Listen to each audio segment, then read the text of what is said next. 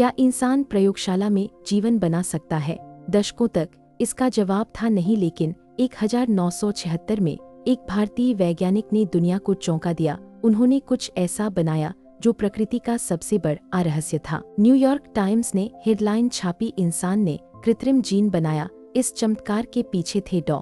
हरगोविंद खुराना, वही खुराना जो कभी पंजाब के एक छोटे से गांव में पेड़ के नीचे बैठकर पढ़ते थे। कहानी शुरू होती है 1922 में अविभाजित भारत के एक गरीब परिवार में। उनके पिता एक पटवारी थे। गरीबी इतनी थी कि उनके पास पेंसिल खरीदने के पैसे भी मुश्किल से होते थे, लेकिन उनकी आंखों में सपने बहुत बड़े थे। वे अपने गांव के एकमात्र साक्षर परिवार से थे। शिक्षा के लिए उन्होंने मीलों पैदल यात्रा की। उनकी प्रतिभा ने उन्हें छात्रवृत्ति दिलाई और वे इंग्लैंड और फिर अमेरिका पहुंचे। 1968 में उन्हें नोबेल पुरस्कार मिला। उन्होंने जेनेटिक कोड को डिकोड किया था। यह अपने आप में एक ऐतिहासिक उपलब्धि थी, लेकिन खुराना यही नहीं रुके। उनका असली लक्ष्य कुछ और ही था। 1970 के दशक में उन्होंने एक असंभव चुनौती स्वीकार की, क्या हम रसायनों का उपयोग करके शून्य से एक पूरी तरह कार्यात्मक जीन बना सकते हैं? वैज्ञानिकों ने कहा, यह पागलपन है। 1974 से 1976 के बीच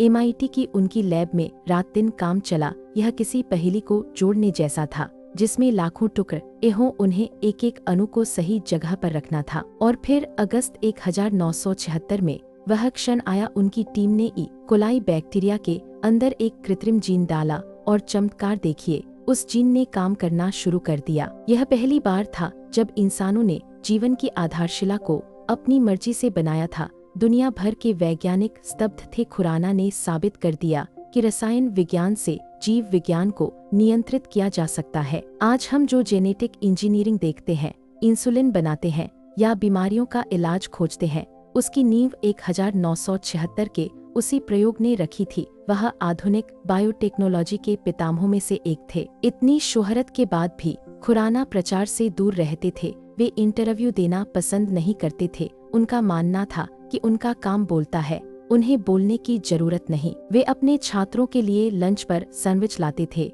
और घंटों चर्चा करते थे। उनके छात्र कहते हैं कि उनकी लैब में काम करना विज्ञान की सबसे कठिन लेकिन सबसे बेहतरीन ट्रेनिंग थी। हालांकि उन्होंने अपना काम अमेरिका में किया, लेकिन उनकी जड़ें हमेशा भारत में रही। उनकी सफलता ने साबित किया कि प्रतिभा किसी भूगोल की मोहताज नहीं होती। 1976 का वह साल विज्ञान के लिए स्वर्ण अक्षरों में लिखा गया। खुराना ने हमें दिखाया कि जीवन का कोड पढ़ा ही नहीं जा सकता, बल्कि लिखा भी जा सकता है। आज जब हम क्रिस्पर और जीन एडिटिंग की बात करते हैं, तो हमें उस पंजाबी लड़के को याद करना चाहिए जिसने पेड़ के नीचे बैठकर बड़े सपने देखे थे। हरगोविंद खुराना की कहानी हमें सिखाती है कि साधन कम हो सकते हैं, लेकिन साधना में कमी नहीं होनी चाहिए। उन्होंने अपनी मेहनत से अपनी किस्मत खुद लिखी। वे सच में रसायन विज्ञान के जादूगर थे। उन्होंने बेजान रसायनों में जान फूंक दी थी। डॉ. हरगोविंद खुराना एक नाम, एक किंवदंती। उनकी कहानी सदियों तक